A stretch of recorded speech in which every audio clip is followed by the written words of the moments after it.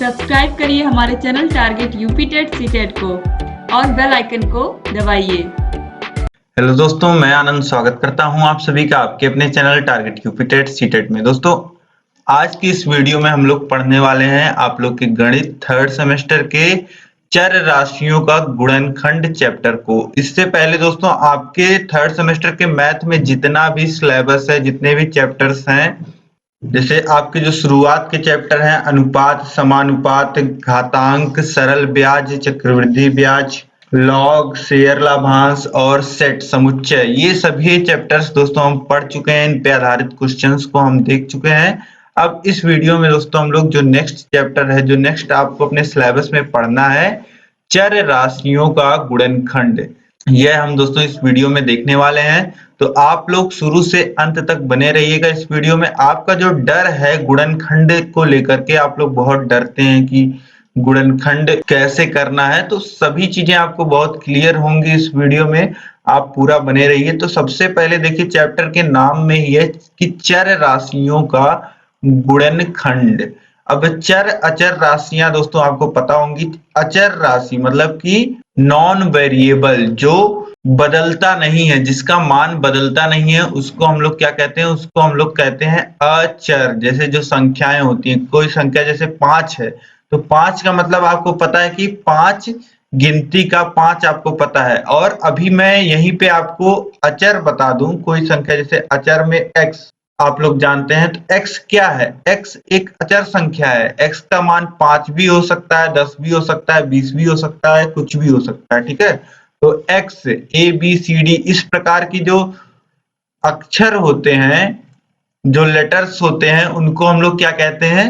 उनको हम चर कहते हैं। और जो संख्याएं होती हैं, जो संख्या नंबर्स होते हैं, वे अचर होते हैं। ठीक है, इनकी वैल्यू बदलती नहीं है। और चर जो होते हैं, इनकी वैल्यू बदल जाती है, जैसे x ABCD इस प्रकार से। ठीक है, तो यहाँ पे आपको चर राशियों का गुणनखंड पढ़ना है। मतलब कि कुछ इस प्रकार से लिखा रहेगा 4x + 6, ये बीजीय व्यंजक इनको हम लोग बोलते हैं, एल्जेब्रिक एक्सप्रेशंस बोलते हैं। इन्हीं को आपको दोस्तों, इन्हीं का गुणनखंड लिखना होगा। ठीक है, तो चलिए हम देखते हैं, आगे बढ़ते हैं। पहले सबसे पहले आप देखिए कि गुणनखंड फैक्टराइजेशन होता क्या है। ठीक है, गुणनखंड फैक्टराइजेशन होता क्या है, यह आप देख लीजिए।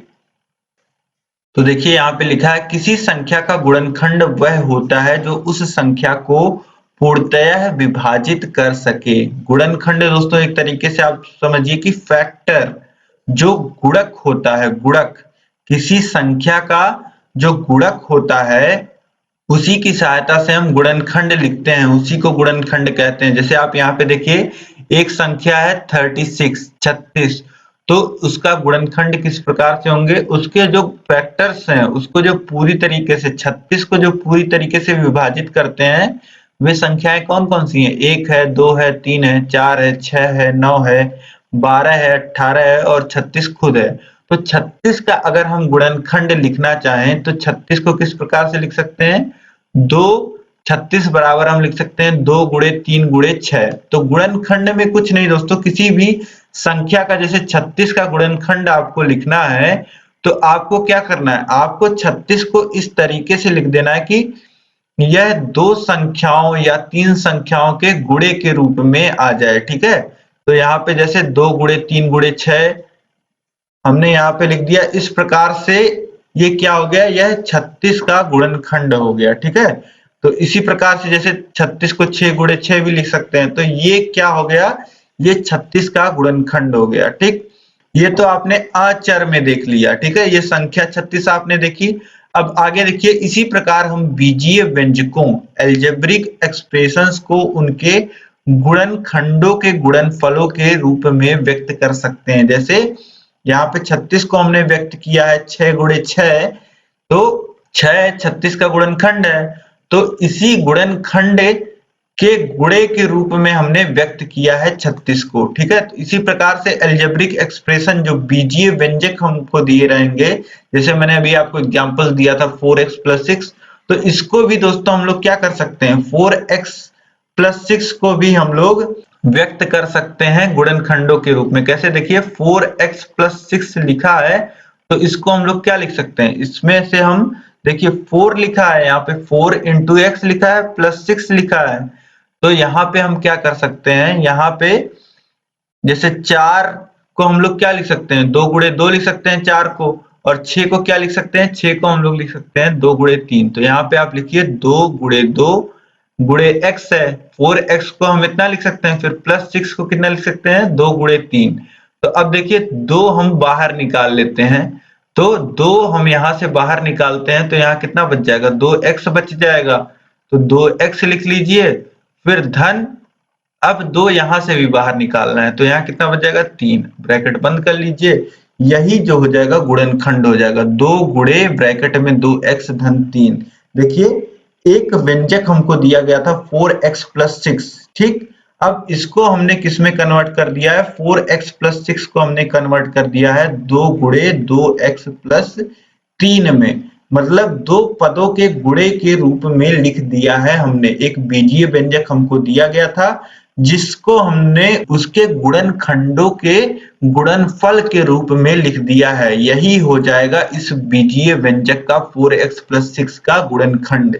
अब दोस्तों आप समझ पा रहे होंगे, धीरे धीरे हम आगे बढ़ते हैं। देखिए यहाँ पे एक सिंपल एग्जांपल से पहले आप समझ लीजिए। और तो यहाँ पे दोस्तों जैसे देखिए उदाहरण में 10x y लिखा हुआ है, ठीक है। तो यह संख्या जो है, यह बीजीय व्यंजक जो है वह किस किन संख्याओं से मिलकर बना है, 10x और y से मिलकर बना हुआ है। देखिए इसमें 10 है, x है और y है, ठीक है। तो इसको हम लोग किस प्रकार लिख सकते हैं गुणनखंड के रूप में, तो देखिए 10 को कितना लिखा जा सकता है दोस्तों, 10 को 2 इंटू 5 लिखा जा सकता है, ठीक है। तो 10 को हमने लिख दिया 2 इंटू 5, और फिर जहां पे कोई निशान नहीं होता वहां पे गुणे का निशान होता है, ठीक है। तो 10 गुणे x गुणे y हो जाएगा। तो यही यहाँ पे लिखा गया है 10, यानी कि 2 गुणे 5 गुणे x गुणे y, ठीक है। तो 10xy को इस प्रकार से लिख सकते हैं, ये हो जाएगा 10xy का गुणनखंड, ठीक है। तो इस प्रकार से अभी मैंने आपको एक एग्जांपल और बताया था।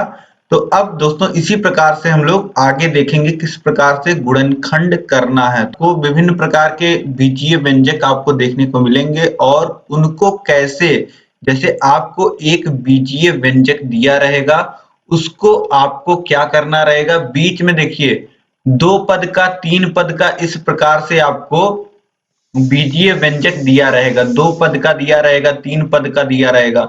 तो 2-3 पद आपको ऐसे प्लस माइनस में दिखेंगे, ठीक है।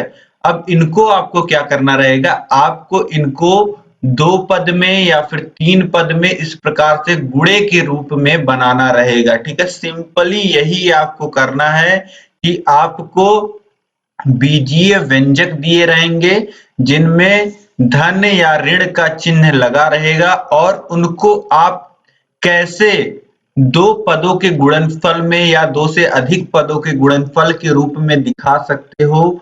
यही होता है गुणनखंड करना, ठीक है। तो आप प्रैक्टिस करते रहिए, जितना क्वेश्चन आप सॉल्व करोगे उतनी प्रैक्टिस आपकी अच्छी होती जाएगी और उतना ही गुणनखंड का जो समझ है आपका वह डेवलप होता जाएगा और आपको अच्छा भी लगेगा। गुणनखंड जब आप क्वेश्चन सॉल्व करोगे तो जैसे जैसे आप प्रैक्टिस करोगे आपको सभी क्वेश्चन सॉल्व करना अच्छा भी लगेगा। तो यहाँ पे दोस्तों मैंने आपके लिए कुछ प्रश्न लिखे हुए हैं, तो आप भी इन क्वेश्चंस को लिखिए और मेरे साथ सॉल्व करते चलिए, क्योंकि मैथ में सब कुछ प्रैक्टिस ही है।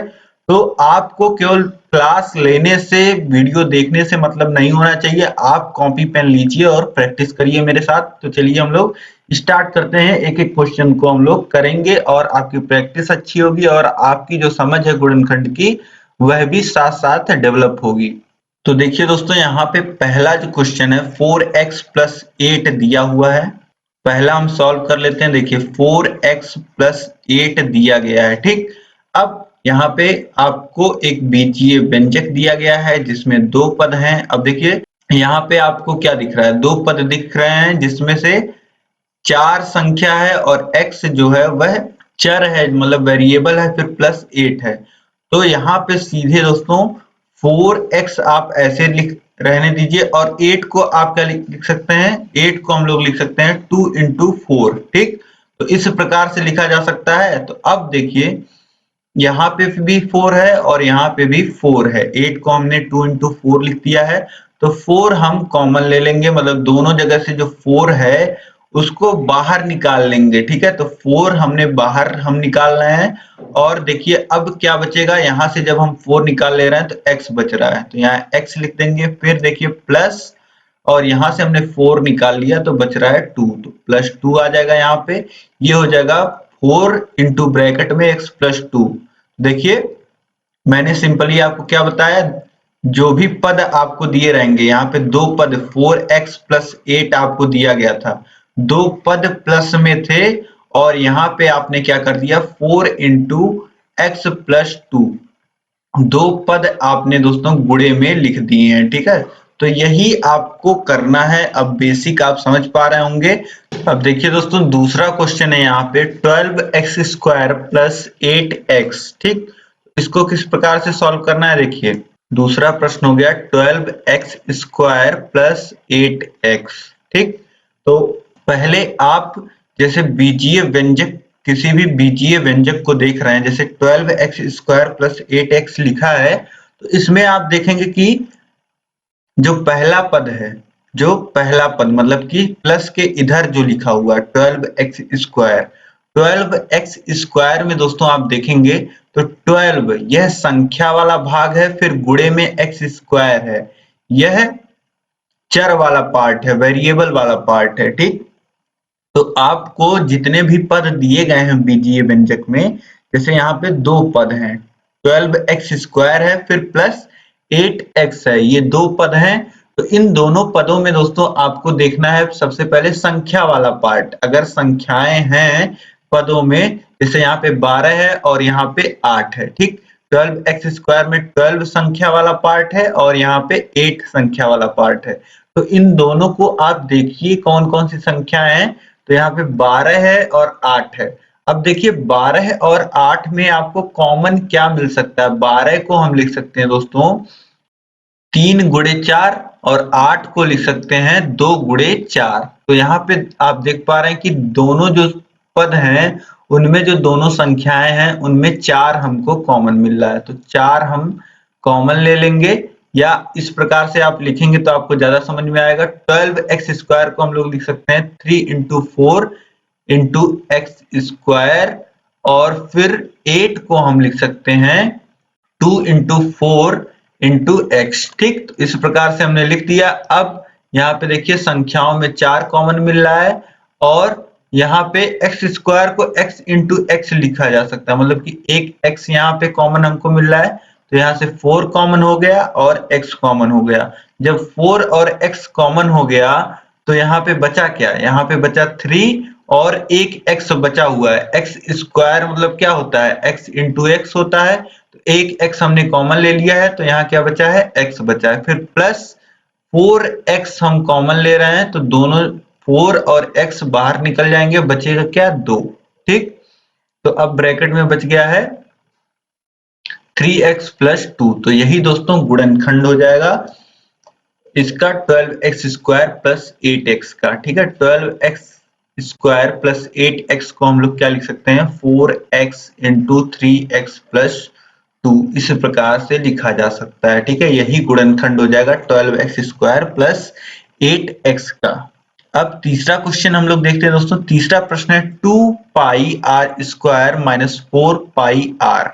तो अब देखिए दोस्तों यहाँ पे हमें एक बीजीय व्यंजक दिया गया है 2 pi R square minus 4 pi R. ठीक, तो अब यहाँ से हम देखिए क्या कॉमन ले सकते हैं। यहाँ से आपको देखिए क्या लिखा गया है, इसको आप इस प्रकार से लिख लीजिए 2 into pi into r square को r इंटू आर लिख सकते हैं, फिर minus 4 into pi into r, या फिर 4 को दोस्तों आप क्या लिख सकते हैं, 4 को हम लोग लिख सकते हैं 2 इंटू 2।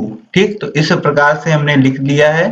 अब आपको संख्या में क्या दिख रहा है, दोनों जगह 2 दिख रहा है, तो 2 कॉमन हो जाएगा, और फिर आपको पाई, ये जो सिंबल है पाई, यह आपको दोनों जगह दिख रहा है, तो पाई कॉमन हो जाएगा। और यहाँ पे देखिए r square, r into r, यहाँ भी आर है और यहाँ भी आर है, मतलब कि हम क्या कॉमन ले सकते हैं, हमको 2 पाई और आर, यह दोनों जगह मिल रहा है तो 2 पाई आर हम बाहर निकाल लेंगे और फिर यहाँ पे क्या बच रहा है 2 पाई आर जब हम निकाल ले रहे हैं तो यहाँ पे आर शेष बच रहा है तो आर लिख लेंगे, फिर माइनस लगाएंगे और 2 पाई आर हमने कॉमन ले लिया है और यहाँ पे एक 2 बच रहा है तो r माइनस 2 ब्रैकेट में हो जाएगा। तो इस प्रकार से दोस्तों आप देख रहे हैं 2 pi R square minus 4 pi R का जो गुणनखंड है वह है 2 पाई आर इंटू ब्रैकेट में r माइनस 2। ठीक है, तो इस प्रकार से एक बीजीय व्यंजक जो दिया था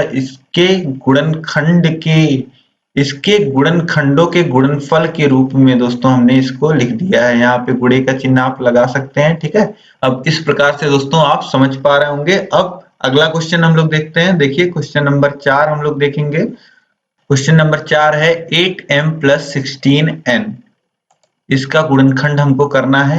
क्वेश्चन नंबर 4 है 18m प्लस 16n, इसका गुणनखंड हमको करना है। तो 18m प्लस 16n, यह आपको ध्यान में रखना है। देखिए जो चर पार्ट है आप जल्दबाजी में क्या करेंगे, यहाँ पे कॉमन लेने की सोचेंगे, लेकिन m जो चर पार्ट है और यहाँ पे n चर पार्ट है, दोनों अलग अलग चर हैं। ठीक है, तो यहाँ पे इन दोनों को कॉमन हम नहीं ले सकते, दोनों समान नहीं है। यहाँ पे 18 को हम लोग क्या लिख सकते हैं, 18 को हम लोग 2 गुणे 9 लिख सकते हैं और 16 को क्या लिख सकते हैं, 2 गुणे 8 लिख सकते हैं। ठीक है, तो 18 को लिख दीजिए 2 गुणे 9 गुणे m प्लस 16 को हम लोग लिख सकते हैं 2 गुणे 8 गुणे n। ठीक, तो 2 कॉमन आ जाएगा, यहाँ पे बच जाएगा 9m प्लस यहाँ पे 2 बाहर जाएगा तो बच जाएगा 8n।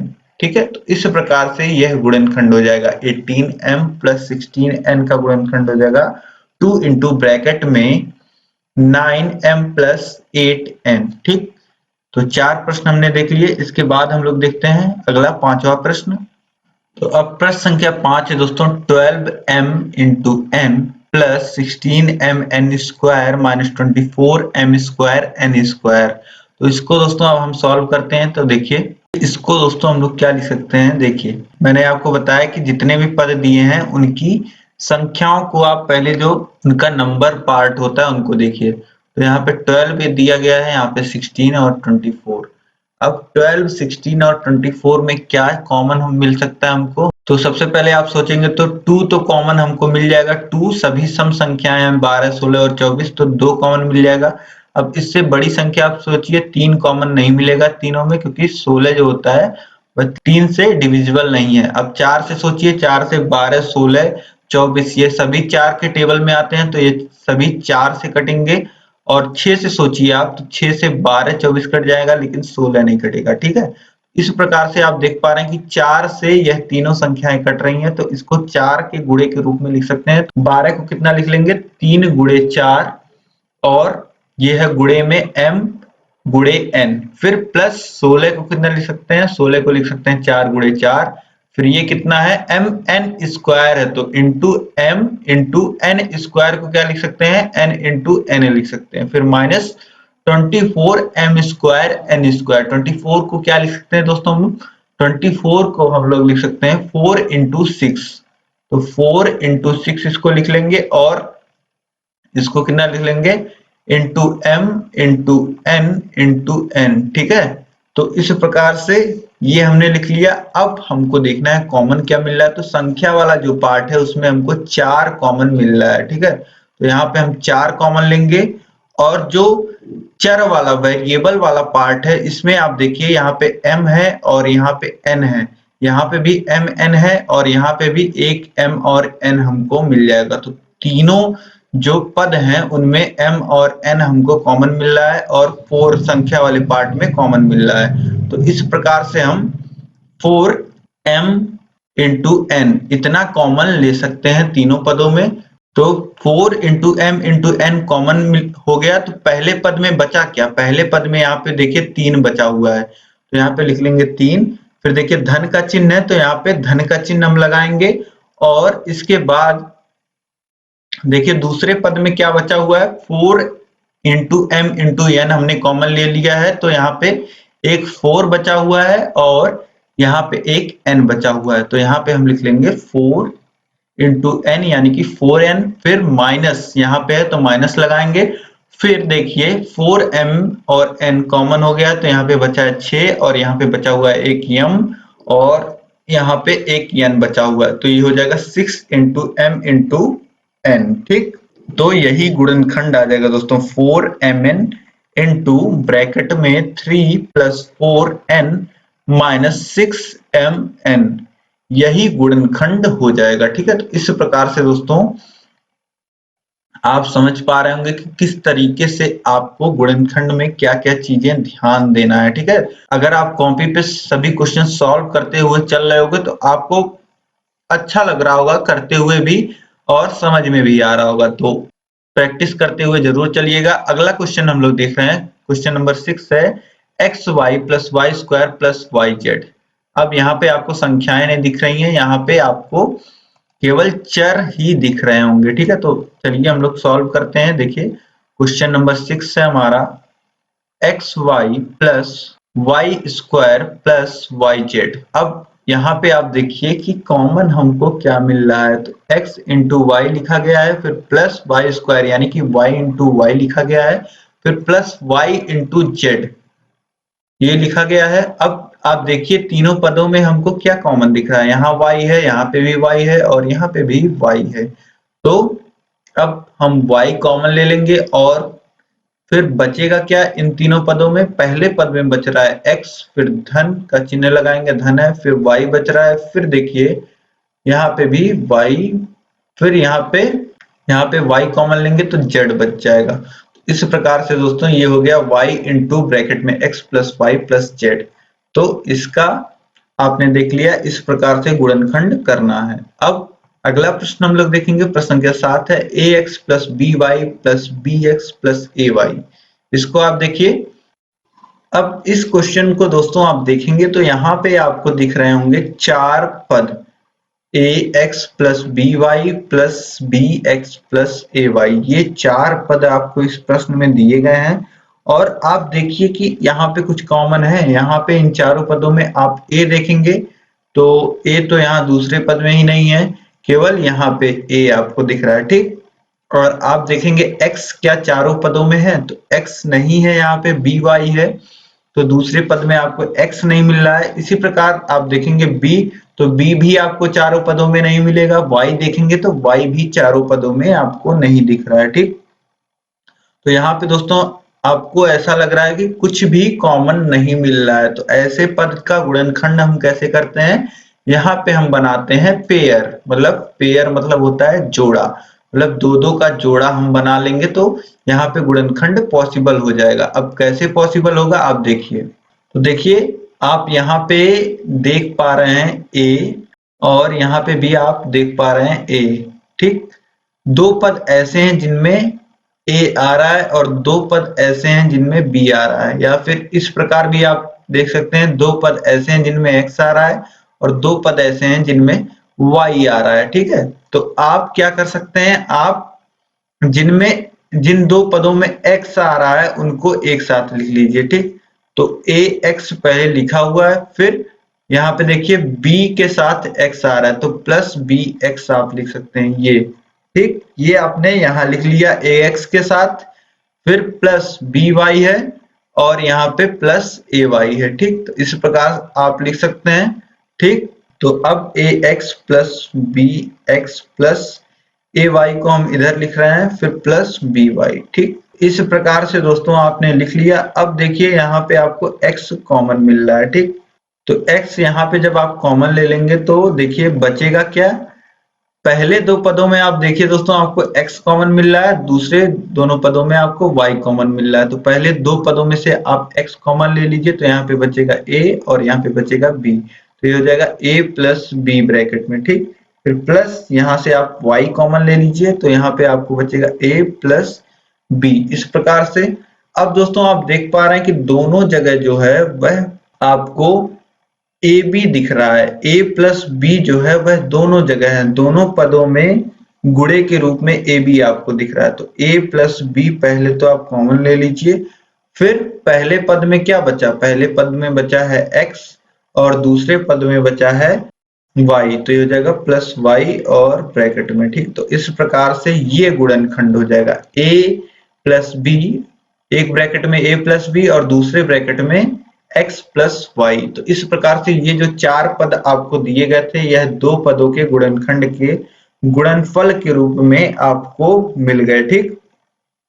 तो इस प्रकार से दोस्तों आपको कभी पेयर बना करके भी देखना पड़ेगा कि गुणनखंड इसका हो रहा है या नहीं। जब आपको चार पद दिए रहेंगे तो आपको एक बार देखना पड़ेगा कि अगर हम जोड़ा बना लेते हैं, पेयर बना लेते हैं, तब क्या इसका गुणनखंड हम कर सकते हैं। तो इस प्रकार से आपको पदों को एडजस्ट करना है। आपको किसी प्रकार, मैंने आपको शुरू में ही बताया कि कुछ पद आपको जोड़ घटाने के रूप में लिखे हुए मिलेंगे, 2 पद, 4 पद, 3 पद, इस प्रकार से आपको पद जोड़ घटाने के रूप में मिलेंगे। आपको उन पदों को गुणे के रूप में लिखना होगा। अब चाहे 2 पद के गुणे के रूप में आप लिख पाए या 3 पदों के गुणे के रूप में लिख पाए, सिंपली तो यही है, ठीक है। अब इसके बाद अगला प्रश्न हम लोग देखेंगे। अगला प्रश्न है 8वां नंबर, देखिए 7 इंटू एक्स प्लस वाई का cube plus 14x plus Y का स्क्वायर फिर प्लस 28 ब्रैकेट में x प्लस वाई। तो इसको सॉल्व कर लेते हैं हम दोस्तों। तो यहाँ पे दोस्तों आपको क्वेश्चन नंबर 8 देखने को मिल रहा है। क्वेश्चन नंबर 8 में देखिए क्या लिखा है, 7 इंटू एक्स प्लस वाई का cube plus 14 into y x plus Y का होल स्क्वायर फिर plus 24 into x plus y. तो यहाँ पे 3 पद आपको देखने को मिल रहे हैं। तीनों पदों में संख्या देखिए क्या है, 7 है, 14 है और 24 है। तो यहाँ पे क्वेश्चन नंबर 8 देखिए दोस्तों, क्वेश्चन नंबर 8 है 7 इंटू एक्स प्लस वाई का cube plus 14 X plus Y का square plus 28 into x plus Y, ठीक।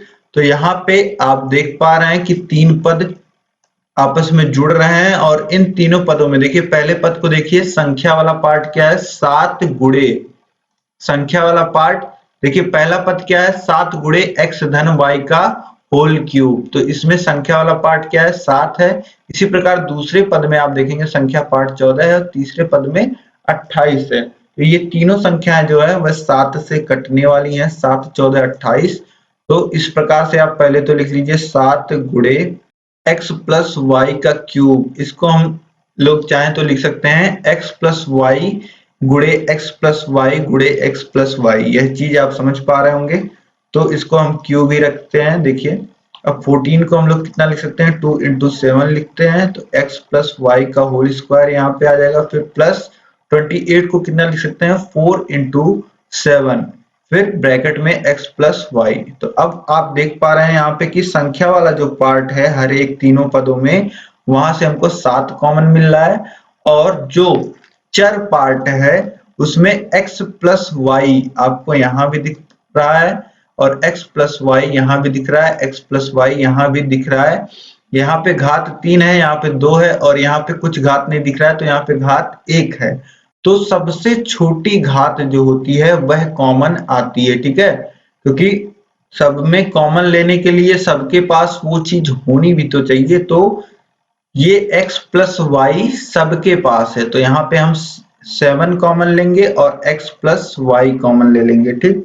अब ब्रैकेट में क्या बच जाएगा, ब्रैकेट में यहाँ पे देखिए 7 था और गुणे में x प्लस वाई का क्यूब था पहले पद में, तो क्यूब था तो x प्लस वाई हमने कॉमन ले लिया, मतलब कि एक घात इसकी घट जाएगी। तो यहाँ पे x प्लस वाई का होल स्क्वायर बच जाएगा, ठीक है। तो इसके स्क्वायर यहाँ पे बच जाएगा। फिर प्लस दूसरा पद आप देखिए 2 इंटू वाई, 2 इंटू 7 ब्रैकेट में x प्लस वाई का होल स्क्वायर था। तो यहाँ पे हमने 7 को, तो यहाँ पे हम 7 और x, तो यहाँ पे हम 7 into x plus y common ले रहे हैं। तो यहाँ पे बचा हुआ है 2 और यहाँ पे एक घात घट जाएगी और एक घात जो है वह बची रह जाएगी, ठीक। तो ये क्या आ जाएगा, 2 इंटू एक्स प्लस वाई, इस प्रकार से बचा रह जाएगा। फिर प्लस अब देखिए 4 इंटू 7, 7 कॉमन जाएगा और x प्लस वाई पूरा घात एक ही है, एक हमने कॉमन ले लिया है, तो यहाँ पे बच जाएगा बस 4, ठीक है। और बाकी सब कॉमन निकल गया। इस प्रकार से ये गुणनखंड हो जाएगा 7 गुणे एक्स प्लस वाई और मझले ब्रैकेट में x प्लस वाई का whole square plus 2 into x plus y plus 4। इस प्रकार से इसका गुणनखंड इतना आ जाएगा 8वें का। अब इसके बाद नेक्स्ट क्वेश्चन देखिए, यह फॉर्मूला बेस्ड है, जो आप फॉर्मूला पढ़ते हैं। अब देखिए मैं करके आपको बताता हूं। क्वेश्चन नंबर 9 लिखा है 36x square minus 49y square. अब यहाँ पे दोस्तों इस प्रश्न को आप देखेंगे, इस प्रश्न में आप देख रहे हैं कि पहले तो मैंने आपको बताया कि जितने भी पद दिए रहेंगे, यहाँ पे हम दो पद देख पा रहे हैं, दो पद दिए गए हैं जो आपस में घट रहे हैं। और जब पहले पद में हम देख रहे हैं तो इसका संख्या पार्ट जो है वह 36 है, और जो दूसरा पद है उसका संख्या पार्ट जो है वह 49 है। अब 49 दोस्तों आपको पता है 7 से 6।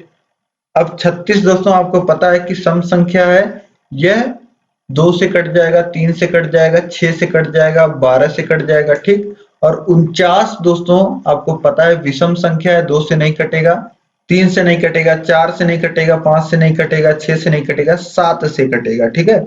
आपको यहाँ पे संख्या में कुछ कॉमन दिख नहीं रहा है, आपको जो संख्याएं हैं दोनों पदों में उनमें कॉमन कुछ नहीं दिख रहा है। और जो चर पार्ट है, यहाँ पे एक्स स्क्वायर है, यहाँ पे वाई स्क्वायर है, यहाँ पे भी आपको जो चर पार्ट है वहां पे भी कुछ कॉमन दिख नहीं रहा है। तो इसका गुणनखंड हम करेंगे कैसे? तो देखिए यहाँ पे दो ही पद भी हैं, 4 पद होते तो हम पेयर बना लेते। तो अब इस प्रश्न को कैसे हल करेंगे हम? आपने सर्वसमीका पढ़ी होगी, फॉर्मूला पढ़ा होगा, ए स्क्वायर माइनस बी स्क्वायर का फॉर्मूला आपने पढ़ा होगा। एक ब्रैकेट में होता है ए प्लस बी और दूसरे ब्रैकेट में होता है ए माइनस बी, ठीक। यही फॉर्मूला हम यहाँ पे अप्लाई करने वाले हैं। देखिए इसको हम स्क्वायर के रूप में बना लेंगे। 36 को हम लोग क्या लिख सकते हैं? 6 इंटू 6 लिख सकते हैं, और इंटू एक्स स्क्वायर लिख सकते हैं। इसको इंटू एक्स स्क्वायर दिया गया है, फिर माइनस 49 7 का स्क्वायर होता है, यानी 7 इंटू 7, और ये हो जाएगा वाई स्क्वायर, ठीक। अब ये हो गया क्या? 6 इंटू एक्स, यानी कि 6x का होल स्क्वायर हो गया, माइनस 7y का होल स्क्वायर हो गया। 7 इंटू 7 को हम लोग क्या लिखते हैं? 7 का स्क्वायर, और इसको इतना हम डायरेक्ट लिख सकते हैं। अब देखिए ये हो गया 6x। तो 6x की जगह यहाँ पे आपको क्या दिख रहा है? यहाँ पे फॉर्मूले में a दिख रहा है।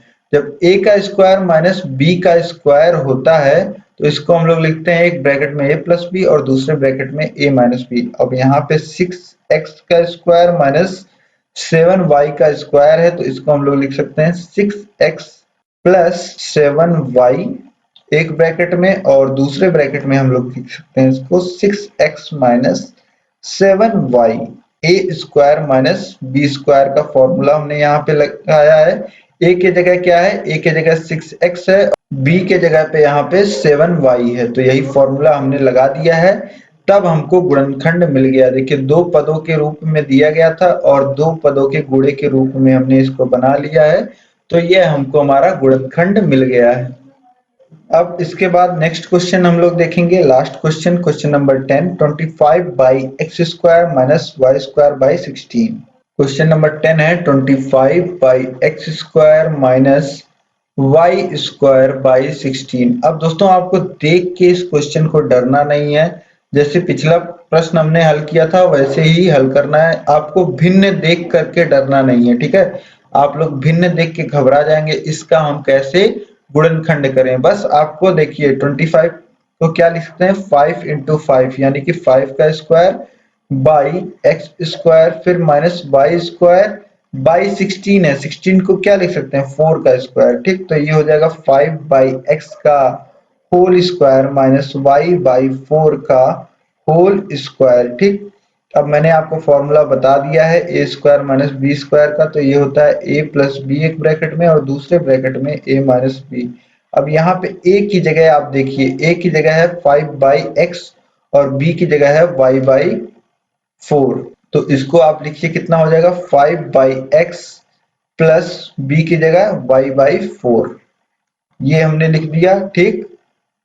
ब्रैकेट लगा दीजिए इनटू, अब दूसरे ब्रैकेट में क्या लिखेंगे? a, यानी कि 5 बाई एक्स और माइनस b कितना है? y by 4।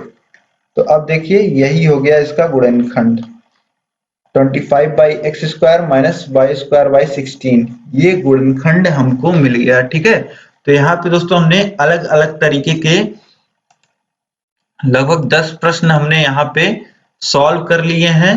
तो अब आपको दोस्तों गुणनखंड समझ में आ गया होगा, बेस जो है वह आपका तैयार हो गया है। आपको पता है कि गुणनखंड में करना क्या है। आपको बीजीय व्यंजक दिया रहेगा, उसको आपको उसके गुणनखंड के गुणनफल के रूप में बनाना होता है। ठीक है, अब दोस्तों इसमें आपको एक टाइप और पढ़ना है। आपको 3 पद के व्यंजक दिए रहेंगे और द्विघातीय व्यंजक दिए रहेंगे, जैसे ax² plus bx plus c। इस फॉर्म में आपको देखने को मिलेंगे बीजीय व्यंजक। अब इसको बीच वाले पद को हम लोग स्प्लिट करके सॉल्व करते हैं। ठीक है, तो यह मैं आपको अलग से अगले वीडियो में समझाऊंगा। और इसके बाद गुणनखंड के बाद आपको बीजीय व्यंजक, एक बीजीय व्यंजक से दूसरे बीजीय व्यंजक में भाग कैसे देते हैं, यह भी चीजें सीखनी है। तो आप इन क्वेश्चंस को आपने देखा है, आपको समझ में आया होगा, तो आप इन्हीं पे आधारित प्रश्न खुद से भी प्रैक्टिस करिए। आपके पास जो बुक हो, जो भी चीजें हैं, ठीक है, तो आप उनसे प्रैक्टिस करिए। आपको जहां भी दिक्कत आ रही हो आप मुझे कमेंट करके बताइए। इस वीडियो में अगर आपको कुछ समझने में दिक्कत हो रही हो तो आप मुझे कमेंट करके बताइए। और ये वीडियो आपको पसंद आई है दोस्तों तो इस वीडियो को आप लाइक कीजिएगा और अपने दोस्तों में जरूर शेयर करिएगा, क्योंकि गुणनखंड टॉपिक पता नहीं कैसे आप लोग डरते हैं। यहाँ पे बहुत ही सिंप्लीफाई करके मैंने सभी चीजें आपको बता दी हैं, बहुत ही आसान सरल भाषा में एकदम बता दी है। जैसे आपको समझ में आया वैसे आपके मित्रों को भी समझ में आएगा। तो सभी प्रशिक्षुओं के पास यह वीडियो दोस्तों जरूर पहुंचनी चाहिए। सभी को इस वीडियो को शेयर करिएगा और इसी प्रकार की वीडियोस आपके 3rd सेमेस्टर के हर एक विषय को दोस्तों चैप्टर वाइज हम पढ़ा रहे हैं। तो आपको सभी विषयों का जो लिंक है वह ऊपर आई बटन में मिल जाएगा, नीचे डिस्क्रिप्शन बॉक्स में और कमेंट बॉक्स में पहला कमेंट जो है वह आपको सभी जो प्लेलिस्ट हैं, सभी विषयों की प्लेलिस्ट हमने बनाई है, उसमें सभी जो क्लासेस हैं सभी विषयों की आपको देखने को मिल जाएंगी। तो आपको ढूंढना नहीं है, आप कमेंट बॉक्स में जाके पहला कमेंट देख सकते हो। ठीक है, तो इसी प्रकार से दोस्तों मैं आपको कंप्यूटर विषय भी पढ़ा रहा हूं, तो कंप्यूटर विषय का भी लिंक आपको ऊपर आई बटन में और कमेंट बॉक्स में देखने को मिल जाएगा। और ये जो नोट्स बन रहे हैं कंप्यूटर विषय का, मैथ विषय का और बाकी जो 6 सब्जेक्ट हैं, सभी विषयों का नोट्स आप प्राप्त कर सकते हैं। पहले तो आप चैनल को सब्सक्राइब कर लीजिएगा, अगर सब्सक्राइब नहीं किया हुआ है आपने सब्सक्राइब कर लीजिएगा चैनल को, और उसके बगल बेल आइकन होगा उस पर क्लिक करके ऑल सेलेक्ट कर लीजिएगा। और साथ में आपको ज्वाइन बटन दिख रहा होगा, ज्वाइन बटन जब आप ज्वाइन कर लोगे चैनल को तो आप चैनल के मेंबर बन जाओगे। और आप चैनल के मेंबर बन जाओगे और चैनल को ज्वाइन करने से आपको क्या फायदा होगा, आपको 3rd सेमेस्टर के सभी विषयों की पीडीएफ हम देंगे। सभी जो जितना भी चैप्टर आपके सिलेबस में है पूरा पीडीएफ आपको मिलेगा। और आपको अगर कहीं दिक्कत आती है तो आप हमसे पर्सनली बातचीत करके उसका हल प्राप्त कर सकते हैं। ठीक है, तो इस प्रकार से दोस्तों आप चैनल को ज्वाइन जरूर करिएगा। और इस वीडियो में दोस्तों अंत तक बने रहने के लिए आप सभी लोग का बहुत बहुत धन्यवाद। मिलते हैं नेक्स्ट वीडियो में, नेक्स्ट क्लास में। तो आप लोग प्रैक्टिस करिएगा और जहां भी दिक्कत आए मुझे कमेंट करके बताइएगा। ठीक है, मिलते हैं नेक्स्ट वीडियो में दोस्तों। जय हिंद।